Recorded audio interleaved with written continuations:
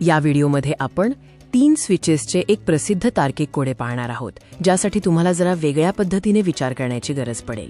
कल्पना करा की तुम्ही एका पूर्णपणे बंद खोलीच्या बाहेर उभे आहात, ज्याच्या आत एक दिवा किंवा बल्ब आहे. खोलीच्या बाहेर 3 स्विचेस आहेत, A, B आणि C. यापैकी फक्त एकच स्विच त्या दिव्याला नियंत्रित करतो, तर बाकीच्या 2 स्विचेसचा दिव्याशी कोणताही संबंध नाही. नियम असे आहेत: तुम्ही बाहेर असताना स्विचेस हवे तितक्या वेळा चालू बंद करू शकता, पण खोलीत फक्त एकदाच प्रवेश करता येईल. एकदा आत गेल्यावर तुम्ही बाहेर येऊ शकत नाही आणि बाहेरून दिवा लागलाय की नाही हे पाहणे शक्य नाही. तर मग तो अचूक स्विच कोणता आहे हे तुम्ही कशावरून ओळखाल? उत्तर शोधण्यापूर्वी थोडा वेळ शांतपणे विचार करा. पहिली पायरी: सर्वप्रथम स्विच ए चालू करा आणि तो 5 ते 10 मिनिटे तसाच राहू द्या. हे या कोड्याचे सर्वात महत्त्वाचे पाऊल आहे, कारण आपण केवळ प्रकाशावर नाही तर इतर गोष्टींवरही लक्ष देणार आहोत.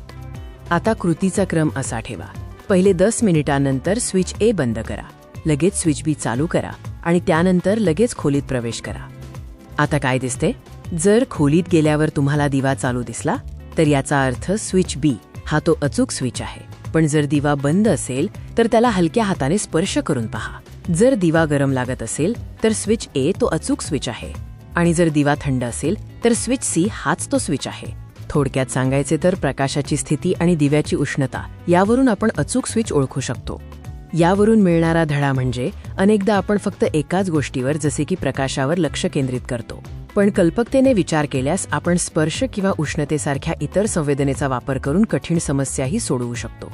हे कोडे तुम्हाला कसे वाटले? तुम्हाला ही युक्ती समजली असेल तर काही शंका किंवा प्रश्न असल्यास नक्की कळवा.